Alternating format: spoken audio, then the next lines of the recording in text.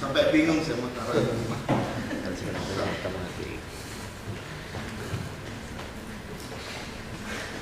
Mari kita berdoa untuk lebih jauh belajar firman Tuhan. Bapa kami yang di surga, terima kasih karena kebesaran keagungan-Mu di dalam hidup kami. Kami bersyukur ya Tuhan, kami boleh melalui tahun 2015. Banyak hal boleh terjadi dan kami boleh memasuki tahun 2016. Tuhan, di pergantian tahun banyak hal yang tidak kami mengerti yang akan terjadi nantinya. Tapi kami berdoa ya Tuhan, oleh karena kebesaran dan kemuliaan-Mu boleh dinyatakan di dalam hidup kami. Berkaryalah ya Tuhan. Banyak hal yang kami takutkan, tetapi kami meletakkan itu semua di tangan Tuhan yang kekal. Tangan Tuhan yang penuh dengan kuasa, yang memberikan kami semangat, kekuatan baru untuk melangkah di tahun ini, tahun yang penuh harapan bersama dengan Tuhan. Terima kasih ya Tuhan. Berkati kami sekalian, biarlah Roh Kudus bekerja di tengah-tengah kami dan berkaryalah ya Tuhan melalui hamba-Mu di tengah keterbatasan. Dan kami bersyukur untuk itu semua karena anugerah Tuhan boleh mengumpulkan kami pada malam hari ini. Ini seluruh doa kami ya Tuhan. Demi Yesus kami berdoa. Amin. Ya teman-teman yang saya kasihi, selamat malam. Sorry suara saya rada serak-serak gitu, serak-serak basah gitu. Jadi karena tenggorokan saya rada kurang sehat, jadi suara saya rada serak gitu. Jadi gak apa-apa, kita akan belajar satu tema yang akan menguatkan kita, yaitu be a warrior, not a warrior. Nah ini sedikit rada sulit ya tema yang dibaca karena rada mirip-mirip gitu. Tapi dari tema ini sebenarnya kita ingin diajarkan, jadilah seorang pejuang, bukan seorang pencemas atau pengkhawatir. Saya ingin mendorong kalian untuk terus bertumbuh di dalam Tuhan. Kebanyakan orang itu senang di tahun 2016 karena pergantian tahun dari tahun 2015 ke tahun 2016. Tetapi saya ingin beritahu kalian suatu kenyataan yang harus kalian terima. Pergantian tahun memang terjadi, tetapi rasa cemas akan lebih besar di tahun ini. Contoh sederhana, usia kalian bertambah, impian kalian mulai kalian pertanyakan, Tuhan, bagaimana pasangan saya? Satu contoh. Kedua, karena usia bertambah. Kedua lagi, Tuhan, usia saya bertambah, impian-impian saya belum terwujud. Mulai kecemasan terjadi. Makin tahun segala sesuatu itu makin rumit. Contoh, orang kuliah, orang sekolah dan sebagainya itu makin sulit, makin tahun tidak ada, makin mudah, makin sulit. Dan itu akan munculkan kecemasan lagi. Belum lagi tantangan hidup. Tantangan hidup seperti kesehatan. Memang banyak obat-obatan yang ditemukan untuk memberikan kesehatan di dalam penyakit-penyakit tertentu. Tapi tahun demi tahun penyakit aneh mulai keluar. Mulai rasa cemas terjadi. Usia manusia kok rasanya makin pendek. Mulai kecemasan terjadi. Kalian mulai berhitung lagi, oh tahun ini saya sudah usia segini, entar lagi saya usia segini, apakah saya masih kuat? Waduh, saya rentan sakit nanti. Saya nggak boleh makan ini, nggak boleh makan itu, ketakutan lagi. Ketakutan lagi.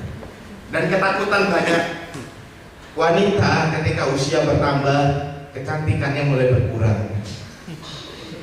Mulai rajin ke salon lebih lagi. Dan saya ingin katakan tahun 2015 memang boleh berlalu. Dan kalian bahagia tahun 2015 boleh berlalu. Tetapi saya ingin katakan pada malam hari ini, kecemasan kalian tidak akan berlalu. Kekhawatiran kalian tidak akan berlalu. Tetapi di dalam tambahnya tahun, kecemasan kalian akan makin besar. Karena tantangan makin besar yang kalian hadapi. Contoh sederhana lagi ketika kalian melayani Tuhan. 5 tahun lalu kalian pakai gitar jering-jering selesai, semua senang. Sekarang gitar saja kadang belum cukup. Orang mau minta ini, itu dan sebagainya. Tantangan mulai bertambah. Dulu permainan gitar yang penting cuma bisa teng selesai. Sekarang teng diprotes, cuma begitu aja, lebih lagi. Tantangan makin besar. Tidak mudah. kaum muda, lebih banyak lagi tantangan di tahun-tahun mendatang. Walaupun tahun 2015 berlalu, tahun 2016 jangan pernah berpikir tahun ini lebih mudah dari tahun sebelumnya. Dan hal-hal inilah yang membuat kita tambah khawatir, tambah takut. Dan setiap waktu yang kita lalui, baik hari demi hari, minggu demi minggu, bulan demi bulan, kecemasan ini bisa jadi bertambah. Ketakutan kita mulai bertambah. Ketika kita lihat orang lain, kenapa kejadian seperti itu? Misalnya seperti orang melahirkan gitu ya, kita lihat, waduh cewek-cewek takut dia melahirkan. Ketakutan bertambah. Dan saya ingin katakan kita seringkali ditakutkan, dibuat cemas dengan sesuatu yang nampaknya terlihat, tetapi belum tentu yang terlihat itu menjelaskan kebenaran yang benar-benar terjadi pada waktu itu. Kita hanya lihat tanpa sekilas, kita udah mulai takut. Dan saya ingin katakan kepada kalian, kalau kalian ingin menjadi pejuang dan menjadi orang yang besar, orang yang sukses ke depan, satu kunci yang harus kalian lakukan: kalahkan kecemasan, ketakutan di dalam hidup kalian. Tanpa kalian mengalahkan kecemasan, ketakutan kalian tidak akan menjadi seorang yang besar. Jadilah seorang pejuang di dalam hidup ini, bukan seorang pencemas. Kalau bedanya pejuang dengan pencemas itu cuma bermuter terus, dia pikirkan, tetapi hanya sebatas pemikiran dan ketakutan dia sulit untuk melangkah maju. Dia juga berpikir hanya masa lalu dan ketakutan yang sudah terjadi ataupun ketakutan yang belum terjadi. Tetapi seorang pejuang di tengah-tengah dia takut, tapi dia mau melangkah maju karena ada sesuatu tujuan yang dia kejar. Dan saya ingin mengajak kalian akan merenungkan satu tokoh di dalam firman Tuhan, karena oleh anugerah Tuhan, pertolongan Tuhan merubahkan kecemasan menjadi satu kekuatan di dalam hidupnya, sehingga dia menjadi seorang yang masuk di dalam sejarah yang sangat besar dan namanya sangat terkenal. Dan orang itu adalah Musa. Jangan berpikir Musa itu tidak melewati pergumulan. Dia melewati pergumulan untuk menjadi seorang yang besar. Kalau kalian tahu, Musa itu adalah seorang pemimpin yang terkenal dalam sejarah Israel. Sangat terkenal. Nama Musa itu sangat terkenal di sejarah bangsa Israel. Bukan cuma bangsa Israel, tetapi di dalam catatan-catatan yang lain juga Musa sangat terkenal. Kalau kalian nggak percaya, contohnya dalam tahun yang lalu itu ada film Exodus tentang Musa. Saking terkenalnya dia sampai dijadikan film. Itu kisah-kisah yang sangat terkenal. Dan bukan cuma itu. Kalau kalian baca di dalam Matius pasal yang ke-17 ayat yang ke-4, Musa juga tercatat salah satu dari 3 orang yang nampak di gunung, yang ketika itu kemuliaan nampak. Musa tercatat juga. Dan dari situ kalian bisa melihat betapa pentingnya Musa di dalam perjalanan Israel, dan salah satu tokoh sentral di dalam Alkitab.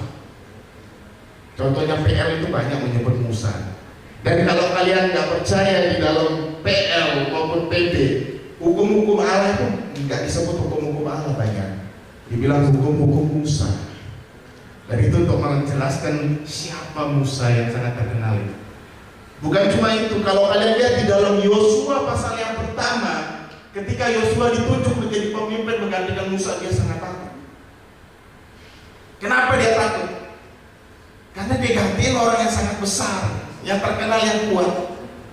Tapi kita hanya melihat track record yang bagus di dalam hidup Musa. Tapi pernahkah kalian berpikir sebelum dia menjadi seorang yang hebat, dia mengalami rasa takut, cemas yang sangat besar juga, yang dia harus taklukkan di hadapan Allah, sehingga dia menjadi orang yang besar, yang dipakai Tuhan sangat besar.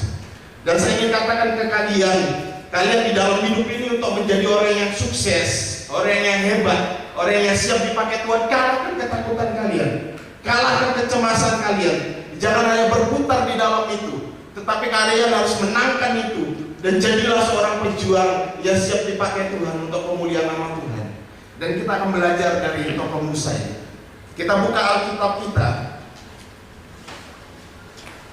di dalam Keluaran pasal yang ketiga dan pasal yang keempat. 2 pasal, tapi kita nggak usah baca semuanya.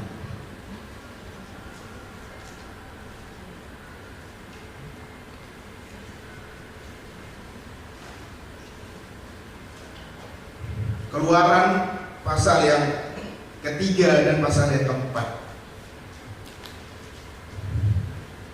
Kita akan baca secara bergantian. Kita baca pasal yang ketiga terlebih dahulu. Pasal yang ketiga ayat kedua hingga ayat yang ke-12. Ayat ketiga sampai 12. Pasal yang ketiga, Keluaran pasal 3, ayat yang ketiga hingga 12 kita baca silih berganti. Nanti baru ayat selanjutnya saya akan mengajak kalian baca bersama-sama. Saya akan bacakan terlebih dahulu ayat yang ketiga, pasal yang ketiga. Kita baca sampai ayat ke-12. Demikian firman Tuhan. Musa berkata, baiklah aku menyimpang ke sana untuk memeriksa penglihatan yang hebat itu. Mengapakah tidak terbakar semak duri itu? Ketika dilihat Tuhan bahwa Musa menyimpang untuk memeriksanya, berserulah Allah dari tengah-tengah semak duri itu kepadanya, Musa, Musa, dan ia menjawab, ya Allah. Ayat ke-5. Lalu ia berfirman, janganlah datang dekat-dekat, tanggalkanlah kasutmu dari kakimu, sebab tempat di mana engkau berdiri itu adalah tanah yang kudus. Lagi ia berfirman, akulah ayah Allah Abraham, Allah Ishak, dan Allah Yakub. Lalu Musa menutupi mukanya, sebab ia takut memandang Allah. Ayat yang ke-7. Dan Tuhan berfirman, aku telah memperhatikan dengan sungguh kesengsaraan umatku di tanah Mesir, dan aku telah mendengar seruan mereka yang disebabkan oleh pengerah-pengerah mereka. Ya, aku mengetahui penderitaan mereka. Sebab itu aku telah turun untuk melepaskan mereka dari tangan orang Mesir dan menuntun mereka keluar dari negeri itu ke suatu negeri yang baik dan luas, suatu negeri yang berlimpah-limpah susu dan madunya, ke tempat orang Kanaan, orang Het, orang Amori, orang Feris, orang Hewi, dan orang Yebus. Sekarang seruan orang Israel telah sampai kepadaku. Juga telah kulihat betapa kerasnya orang Mesir menindas mereka. Jadi sekarang pergilah, aku mengutus engkau kepada Firaun untuk membawa umatku, orang Israel, keluar dari Mesir. Tetapi Musa berkata kepada Allah, siapakah aku ini? Maka aku yang akan menghadap Firaun dan membawa orang Israel keluar dari Mesir. Lalu firman-Nya, bukankah aku akan menyertai engkau? Inilah tanda bagimu bahwa aku yang mengutus engkau. Apabila engkau telah membawa bangsa itu keluar dari Mesir, maka kamu akan beribadah kepada Allah di gunung ini. Kita bacakan ayat 14 sampai 16 silih berganti. Ayat 14. Firman Allah kepada Musa, aku adalah aku. Lagi firman-Nya, beginilah kau katakan kepada orang Israel itu, akulah aku, telah mengutus aku kepadamu.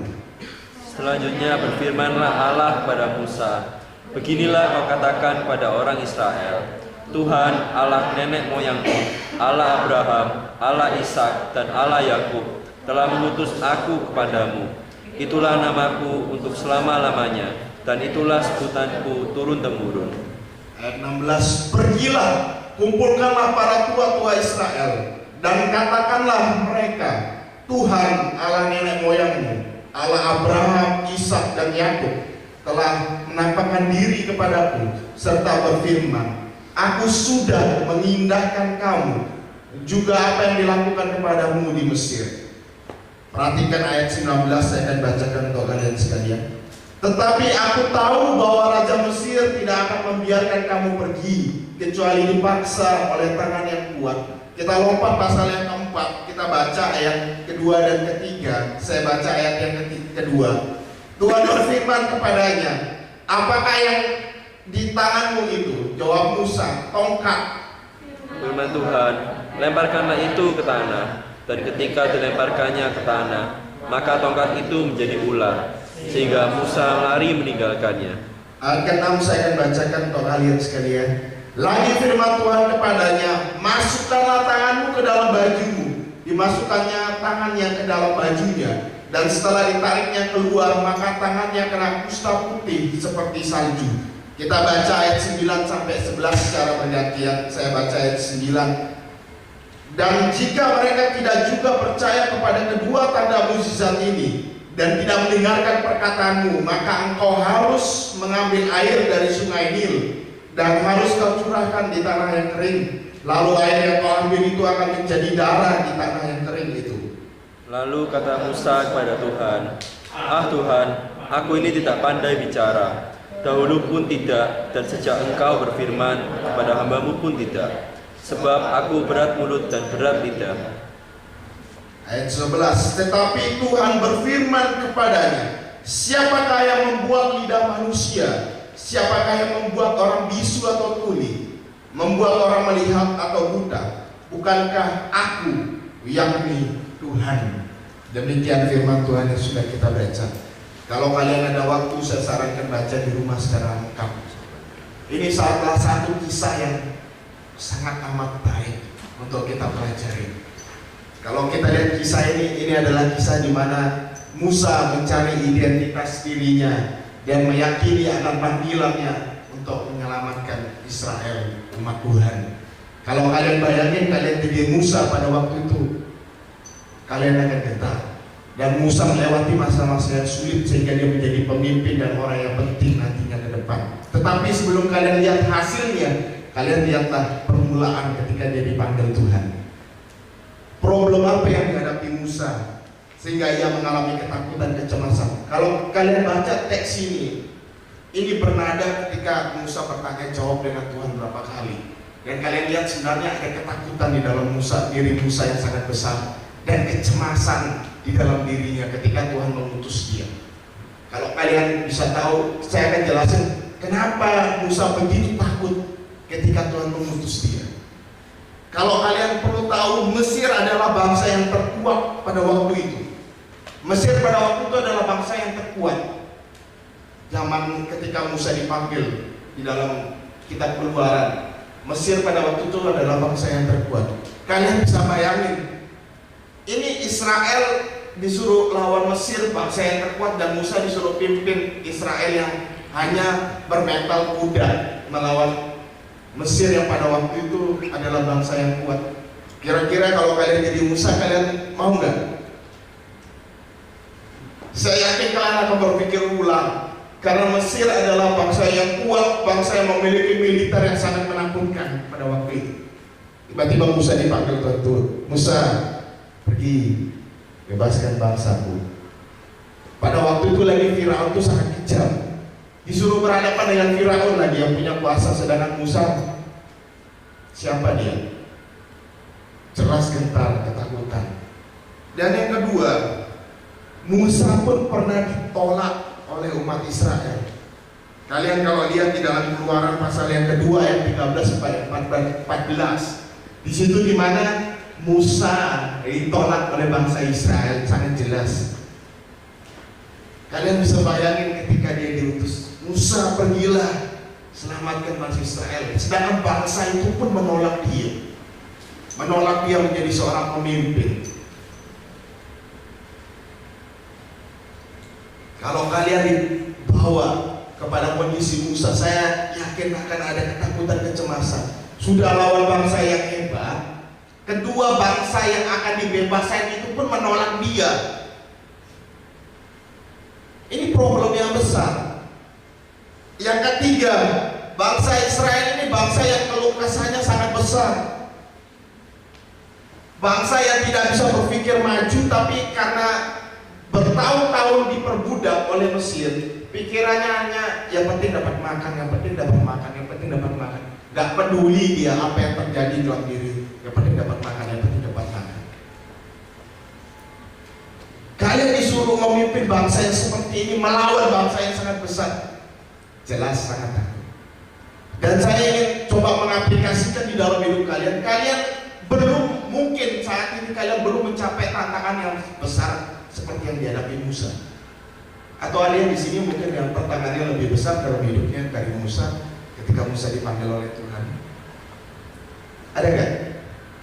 Kalian ingin berkata, "Loh, saya punya hidupnya lebih berat tantangannya dari Musa. Musa itu hanya sebagian kecil dari hidup saya." Ada nggak yang mungkin? Saya ingin tahu. Saya katakan Musa punya beban pada waktu itu sangat besar. Wajar gak dia cemas? Wajar gak dia gentar? Wajar. Adakah hidup kalian lebih berat bebannya daripada Musa pada waktu dia dipanggil oleh Tuhan? Saya rasa masih belum. Mungkin seperempat pun ada, mungkin yang sudah seperempat, setengah. Apakah ada setengah? Setengah rasanya belum juga. Musa ketika dipanggil, diutus oleh Tuhan, ketakutan. Tetapi kalau kalian lihat ketika dia melewati ketakutannya, dia menjadi orang yang sangat luar biasa. Ketika pasal-pasal selanjutnya berlangsung, dia dipakai Tuhan luar biasa. Dan catatan-catatan kita lihat 5 kitab Pentateuch itu. Pentateuch itu 5 kitab Musa itu tertulis di dalam permulaan Alkitab. Kekuatan Musa, kebesarannya sangat diagungkan oleh umat Israel. Tapi sebelum itu dia harus melewati titik poin di mana kecemasan, ketakutan dia diutus dalam hidup. Dan saya ingin katakan di dalam hidup ini, kita juga diutus oleh Tuhan di tengah-tengah dunia ini. Ada tujuan. Ada tujuan. Dan tujuan yang berbeda-beda kita diutus. Tetapi punya visi yang sama. Apapun yang kita lakukan, dimanapun kita berada, ada satu yang Tuhan inginkan kita kerjakan: memuliakan namanya di dalam hidup kita, mengabarkan kebesarannya di dalam hidup kita, baik di dalam pekerjaan kita, baik di dalam lingkungan di mana kita berada, baik di dalam pola pikir kita, baik di dalam usaha kita. Kita diminta menghadirkan Tuhan di sana. Dan tantangan kita tidak seberapa besar dibandingkan Musa. Tapi ada poin-poin yang akan kita pelajari. Kenapa Musa mampu melewati masa-masa yang sulit ketika dia dipanggil untuk berjuang demi Tuhan. Dan saya yakin kalian juga dipanggil untuk berjuang demi Tuhan di dalam hidup ini. Baik kalian yang dipanggil menjadi pengurus, pemuda, majelis, baik kalian dipanggil di dalam pekerjaan kalian di dalam jenjang yang lebih tinggi, baik kalian dipanggil untuk menjadi saksi Tuhan, disuruh milih antara kebenaran atau karir kalian. Ketika kalian diperhadapkan dengan di mana kalian bisa mengejar impian kalian atau meninggalkan Tuhan. Ketika kalian diperhadapkan di mana kalian memilih pasangan kalian atau memilih Tuhan. Kita diperhadapkan dengan pilihan-pilihan di dalam hidup ini. Membuat kita gentar, takut, cemas, pilih ini, pilih itu, pilih ini, pilih itu. Ini masa depan saya. Musa juga diperhadapkan dengan pilihan yang menentukan masa depannya. Saya yakin kira-kira kalau bayangan Musa, kalau saya jadi Musa pada waktu itu, pada ini suram masa depan saya. Rada suram. Karena dihadapi dengan masalah yang besar. Dan kita belum sampai masuk di dalam tahap itu. Tetapi saya ingin yakinkan kepada kita sekalian bahwa kita dipanggil oleh Tuhan untuk berjuang di dalam hidup ini. Ada beberapa prinsip yang membuat Musa yang dulunya pencemas, pengkhawatir menjadi seorang pejuang di dalam Tuhan. Ada beberapa prinsip. Yang pertama, kalau kalian lihat di dalam pasal yang ketiga ayat 4-12, di situ Allah menampakkan diri kepada Musa. Allah menampakkan diri kepada Musa. Maksudnya apa? Di sini sebenarnya ingin mengatakan bahwa Tuhan, siapakah Tuhan yang memanggil Musa dan menyuruh Musa untuk melakukan pekerjaan? Dan kita semua juga perlu memikirkan hal itu. Siapa yang memanggil kita, yang mengutus kita untuk melakukan sesuatu di dalam dunia ini, adalah Allah yang Maha Besar dan Kuasa. Sebenarnya formula panggilan Musa ini adalah formula yang sangat penting. Karena apa? Karena panggilan Musa dimulai dari pernyataan dari kemahakuasaan Allah, kebesaran, kesuciannya, kemuliaannya dinyatakan terlebih dahulu sebelum Musa dipanggil oleh Tuhan. Dan kalian kalau baca dengan teliti kitab nabi-nabi, baik Nabi Yeremia, Yeskiel, Yesaya, Amos, Yunus, sebagainya, semuanya formulanya hampir sama. Mereka akan melihat kemuliaan Allah terlebih dahulu, mereka dipanggil dan mereka akan diutus. Kenapa ini penting? Karena ingin menunjukkan siapa yang memutus dia. Saya kasih contoh sederhana begini. Kalau kalian saya utus untuk, saya pulangin ya, saya utus kalian satu-satu kalian bilang ke Pak Cai gitu ya, Pak Cai, saya disuruh Los Andri, Pak Cai orang yang jahat gitu. Berani gak kalian? Mikir.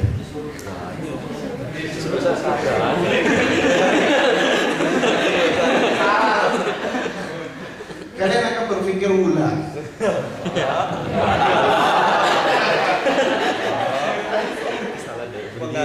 Kalau kalian normal, kalian akan berpikir ulang. Ya, khusus Vivi aja abnormal. Secara normal kalian akan berpikir, siapa saya mutus kalian kepada siapa lagi? Kalian pasti berpikir, yang mutusinnya saya gitu. Andri, siapa dia? Tidak kenal. Kan terlalu hebat. Atau kalau Pak Cai terlalu muda gitu ya, saya kasih yang lebih ekstrim gitu. Kalau kalian datang, saya utus kalian pergi ke Pak Jokowi, kalian tampar pipi kanannya gitu. Kalian akan berpikir ulang. Karena yang mutus kalian ini tidak punya status apa-apa, jabatan apa-apa, tidak punya. Jadi tidak ada yang membackup kalian.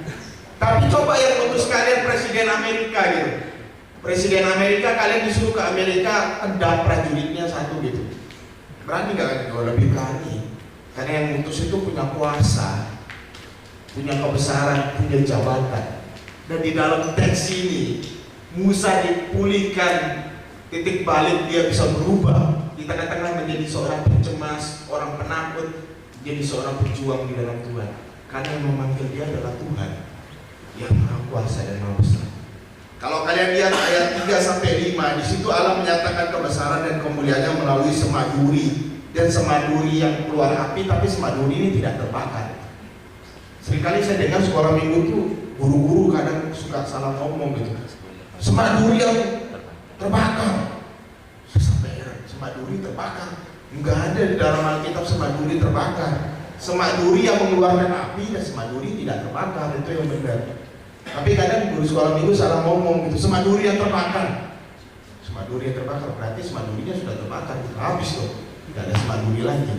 Nah kadang salah ngomong. Tapi kalau kita lihat di sini keunikannya, semadurinya tidak terbakar, tapi keluar api. Nah itu permulaan ketika Allah menyatakan dirinya kepada Musa. Dan kalian lihat ayat ke-6, di situ kalian akan bingung kenapa harus Allah menyatakan diri, sayalah Allah Abraham, Ishak, dan Yakub. Ini penting di dalam kunci PL. Kalau kalian baca PL akan sering kalian menemukan akulah Allah Abraham, Ishak, dan Yakub. Ini sangat penting karena tiga orang ini adalah bapak patriark daripada Israel, bapak-bapak yang diakui dan sangat dihormati oleh bangsa Israel. Dan tiga orang ini adalah tiga bapak yang mengalami langsung karya Allah, dan disitulah bermula janji-janji Allah dinyatakan melalui mereka. Dan dari keturunan mereka akan terbentuk bangsa Israel, bangsa umat pilihan, dan itu adalah Israel. Sehingga tiga orang nama ini kalian akan terkenal ketika kalian baca Alkitab. Tapi kalau kalian nggak baca ya kalian nggak nemukan gitu. Tiga orang ini akan seringkali diulang-ulang di dalam perjanjian lama. Akulah Allah Abraham, Allah Ishak, dan Allah Yakub. Ini ingin menjelaskan identitas. Akulah Allah yang menyertai nenek moyang kalian, dan akulah Allah yang sama juga memanggil kamu. Dan ini yang ingin dimaksud. Dan kalau kalian lihat ayat yang ke-7 ini sangat bagus. Ketika Allah memanggil Musa, sebenarnya ada 3 kalimat kunci di dalam ayat ke-7, dan 3 kalimat kuncinya sangat indah. Pertama dikatakan, aku telah memperhatikan. Kedua, aku telah mendengarkan seruan mereka. Ketiga dikatakan, aku telah mengetahui penderitaan mereka. 3 kalimat kunci di dalam ayat ke-7 ingin menjelaskan Allah ini Maha Kuasa. Kalau di dalam bahasa Indonesia tidak terlihat dengan jelas, tapi di dalam terjemahan lain ingin mengatakan begini. Yang pertama, aku telah memperhatikan mereka. Ini dalam terjemahan lain dijelaskan begini. Aku melihat sungguh-sungguh apa yang mereka hadapi. Berbeda ya, sedikit penekanan ya. Kalau di dalam bahasa Indonesia digambarkan, aku telah memperhatikan. Seakan-akan sudah diperhatikan, ya sudah dibiarkan. Tetapi di dalam bahasa terjemahan lain dikatakan, aku melihat sungguh-sungguh apa yang terjadi dengan mereka. Ingin menekankan bahwa saya Allah ini sungguh-sungguh sudah melihat apa yang terjadi. Dan kalimat kedua dikatakan, aku telah mendengarkan seruan mereka. Di dalam terjemahan lain dikatakan, aku telah selesai mendengar seruan itu. Sedikit berbeda. Selesai maksudnya apa? Aku ini sudah mendengarkan dulu, walaupun sudah berhenti seruan itu, saya sudah dengar. Dan genap sudah saya dengar apa yang terjadi dalam hidup mereka. Dan ini ingin memberikan penekanan bahwa Allah ini adalah Maha Kuasa, dan Dia tahu apa yang sedang dihadapi dan akan dihadapi oleh umatnya. Dan yang ketiga dijelaskan, aku telah mengetahui penderitaan mereka. Dalam terjemah lain dikatakan, aku telah selesai mengetahui penderitaan mereka. Maksudnya apa? Penderitaan yang sedang mereka hadapi saya sudah selesai, sudah tahu. Dan yang akan datang, dan di mana penderitaan itu sudah terlewat, saya sudah tahu. Dan ini menekankan, saya ini Allah yang tahu segala sesuatu. Dan ini kebesaran Allah dinyatakan kepada Musa. Dan sayalah Allah tersebut yang memanggil kamu. Dan kalau kalian lihat lagi di dalam ayat yang ke-8, ayat ke-8 juga dijelaskan, sebab itu aku telah turun melepaskan mereka. Ini juga saya kurang begitu suka terjemahan Indonesia, tapi terjemahan lain ingin mengatakan begini. Di dalam ayat ke-7 ketika kita lihat itu, Allah sudah menyelesaikan ini, dan akibat dari Allah menyelesaikan ini itu, di dalam ayat ke-7 terjadilah ayat ke-8. Maksudnya apa? Allah itu bukan cuma tahu, mendengarkan, dan apa yang akan terjadi dia tahu. Bukan cuma itu, tapi di dalam ayat 8 ini dibulatkan lagi, saya turun untuk tolong mereka. Dia bukan sekedar tahu, bukan sekedar mendengarkan jeritan mereka, tapi di dalam ayat 8 dikatakan, ayat 8, sebab itu aku telah turun untuk melepaskan mereka. Dan ini adalah argumentasi yang kuat, yang ingin melakukan bahwa Allah itu bukan cuma mendengar dan dia tahu, tapi digenapkan di dalam ayat ke-8. Ayat ke-8 ini terjadi, ini sebab akibat. Kalau di dalam Indonesia tidak terlihat, tetapi di dalam bahasa asli itu terlihat. Jadi penyebab ayat ke-8 itu adalah ayat yang ke-7. Jadi ada kata sambung yang dipakai di dalam bahasa asli untuk menjelaskan bahwa grammar yang dipakai juga. Ayat ke-7 ini terjadi menyebabkan ayat ke-8. Nah, kalau kita baca kan ini kelihatannya berbeda gitu, 7, 8 berbeda. Tapi di dalam bahasa asli itu lebih menekankan bahwa ayat ke-7 sedang terjadi dan membuat ayat ke-8 itu terjadi, sehingga Allah itu turun tangan. Kita lihat bahwa Allah itu maha besar di sini. Dan kalau kalian lihat lagi di dalam ayat yang ke-9, seruan orang Israel telah sampai kepadaku, dan Allah melihat betapa kerasnya orang Mesir menindas Israel. Allah menggambarkan dirinya, dia turun tangan. Dan saya ingin katakan kepada kalian di dalam hidup ini, banyak hal boleh terjadi, banyak tantangan di dalam hidup kalian, baik jodoh, usia kalian bertambah, kesulitan hidup di dalam pekerjaan kalian, Mungkin kalian sulit untuk makan satu hari 3 kali, tapi tak ada di sini sampai rasanya kesulitan makan sampai nggak pernah makan satu hari 1 kali, minim 1 kali. Kalian saya yakin minim 1 kali kalian makan satu hari. Tapi ada orang-orang di luar sana itu yang tidak makan 1 hari 1 kali, tidak bisa makan. Mungkin dia 2 hari 2 kali, 2 hari 1 kali. Mungkin juga di luar sana yang tidak mampu membeli pakaian seperti kalian. Mungkin di luar sana dia tidak punya pekerjaan. Dia hanya berkeliling mencari pekerjaan, pekerjaannya tidak tetap, membantu ini, membantu itu dapat upah yang cukup untuk beli makanan untuk 1 hari pada waktu itu. Mungkin orang di luar sana tidak dapat memotong rambutnya, bukan karena dia tidak mau, tapi tidak ada biaya.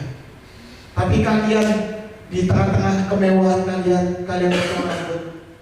Di sini mungkin ada salonnya 150.000, 200.000, yang mungkin itu pendapatan seminggu untuk mereka yang di luar sana. Jangan pikir kalian orang-orang di luar sana senang gondrong gitu ya. Kalian pernah lihat orang gondrong-gondrong tuh, wah ini preman gitu. Jangan pernah judge orang cepat-cepat gitu. Coba kalian tanya, kenapa nggak potong rambut? Bisa jadi karena mereka nggak punya dana untuk potong. Kenapa jenggotnya tidak dicukur? Karena nggak bisa pisau cukur. Jangan cepat menghakimi. Kalian bisa bayangin. Ada yang nggak mau cukur rambut tapi rambutnya sudah tercukur. Itulah ada. Jadi saya katakan di sini, mungkin kehidupan kalian belum mencapai satu titik di mana kesulitan hidup yang maksimal. Tapi kalian sudah dipanggil oleh Tuhan dan diutus dalam hidup ini untuk melakukan perkara-perkara besar. Lakukanlah itu. Karena Allah yang memanggil kalian itu adalah Allah yang besar. Dan kalau kalian baca ayat 14, inilah ayat yang sangat terkenal. Ketika Tuhan mengatakan, Aku adalah Aku. Kalau dalam bahasa Inggrisnya, I am who I am. Ini mengatakan, Aku yang dahulu adalah sama dengan Aku yang sekarang dan Aku yang akan datang yang mengutus kamu. Yang dikatakan, saya tidak pernah berubah. Saya yang sama senantiasa yang mengutus kamu. Dan saya ingin katakan kalian sekalian, kalian boleh takut, boleh cemas di tahun 2016. Tetapi janganlah menjadi pencemas-pencemas yang terus berputar sehingga kalian mengalami hidup yang hanya berdiam diri di tempat. Tetapi jadilah pejuang-pejuang di dalam Tuhan. Karena yang memanggil kalian, yang memampukan kalian di tahun 2016 adalah Tuhan yang Maha Kuasa dan Maha Besar. Dia juga yang ketika mengutus Musa, dia menunjukkan kebesarannya, kemuliaannya, kemahakuasaannya, supaya Musa berani dan kuat untuk menghadapi tantangan hidup ketika dia harus menghadapi Firaun. Dan yang kedua, kenapa Musa mengalami perubahan menjadi seorang pejuang yang berani? Kalau kalian lihat di pasal-pasal berikutnya, Musa ini berani sekali. Nanti banyak hal yang dia lakukan, dia berani, dia berperang, dia apa dan sebagainya. Kenapa dia punya keberanian untuk menjadi hal itu? Kedua, karena dia tahu bahwa Allah itu menyertai dia dan memperlengkapi dia di dalam hidup ini. Kalau kalian lihat di dalam pasal 4 ayat 2 sampai 3, ayat 6, ayat 9 sampai 11, ada 3 tanda Allah berikan kepada dia bahwa Allah menyertai dia. Contoh yang pertama, tongkat menjadi ular ketika dilemparkan ke tanah. Kedua, tangan ketika dimasukkan ke dalam baju, tangannya terkena kusta. Ketika dimasukkan lagi, tangannya sembuh. Yang ketiga, air sungai Nil yang ditaruh di tanah kering menjadi darah. Sungai Nil adalah, kalian tahu Sungai Nil itu adalah lambang dewa Mesir. Dan itu ditaklukkan oleh Tuhan. Airnya dipindah jadi darah. Itu adalah tanda bahwa Tuhan menyertai Musa. Dan kalian mungkin bertanya, yo itu kan Musa udah tanda langsung kelihatan di depan mukanya gitu. Tanda saya apa Tuhan? Tanda kalian jelas. Tanda kalian lebih hebat dari tandanya Musa. Tanda kalian ada di sini. Di dalam Alkitab ini tanda kebesaran Tuhan sudah dinyatakan. Dan tandanya apa lagi? Tanda di dalam sejarah Tuhan sudah bekerja. Tandanya apa lagi? Tanda kalian lebih hebat dari tandanya Musa. Kalian baca Alkitab dari awal sampai akhir, kalian akan lihat kebesaran Tuhan. Kalian lihat sejarah, kalian akan melihat Allah bekerja di dalam sejarah. Kalian lihat di dalam ilmu pengetahuan, Allah telah menunjukkan kebesarannya di dalam ilmu pengetahuan. Kalian lebih hebat dari Musa. Tanda kalian sudah dinyatakan oleh Tuhan. Kalian butuh tanda apa lagi? Kalian butuh tanda apa lagi? Jangan sampai kalian berkata, Tuhan tunjukkan aja tampakkan wajahmu kepadaku. Kalian akan mati. Karena apa? Kalian tidak akan mampu untuk menghadap Tuhan secara langsung. Kalau kalian baca di dalam teks-teks berikutnya, ketika Musa bertemu dengan Tuhan, dia minta berhadapan dengan Tuhan, Tuhan cuma kasih punggungnya. Kalian baca teliti dalam kitab suci, ini mendorong kalian baca. Itu menunjukkan bahwa ketika dia berhadapan dengan Tuhan, dia tidak mampu datang. Contoh lagi, kalau kalian baca teks yang sudah kita baca, itu sebenarnya ada satu kata yang, nah ini di dalam ayat ke-6 pasal yang ketiga begini bunyinya. Lagi ia berfirman, akulah Allah ayahmu, Allah Abraham, Allah Ishak dan Allah Yakub. Lalu Musa menutupi mukanya sebab ia takut memandang Allah. Ini belum langsung dia bertatap dengan Allah. Allah cuma menyebutkan identitas dirinya. Musa sudah dendam. Makanya saya ingin katakan kepada kalian, butuh tanda apa lagi yang membuat kalian yakin dan percaya dalam hidup ini, untuk menjalani hidup ini. Tuhan sudah memberikan banyak tanda bagi kita. Buktinya lagi tanda tahun 2015 boleh berlalu dan kalian boleh menghirup udara sampai pada saat ini. Itu adalah tanda kebesaran Tuhan dinyatakan. Dan tanda Tuhan juga kalian bisa makan tiga kali sehari. Itu juga kebesaran Tuhan. Karena banyak di luar sana yang tidak mampu makan 3 kali sehari. Itu tanda Tuhan. Kalian butuh tanda apa lagi? Kalau kalian ingin lihat tanda-tanda yang lebih besar, bacalah Alkitab dengan baik. Kalian gak butuh sampai diangkat ke surga, ke neraka untuk melihat tanda Tuhan yang besar. Baca Alkitab. Kalian akan melihat tanda Tuhan yang sangat besar dinyatakan dalam hidup kalian. Teman-teman yang saya kasihi, jadilah seorang pejuang, bukan pencemas. Dimanapun kalian berada, dalam kondisi apapun, dalam tantangan apapun, letakkanlah itu semua ke dalam tangan Tuhan yang penuh dengan kuasa. Dan izinkanlah tangan Tuhan yang penuh dengan kuasa berjalan dengan kalian di dalam hidup ini. Dan kalian akan melewati masa-masa yang indah.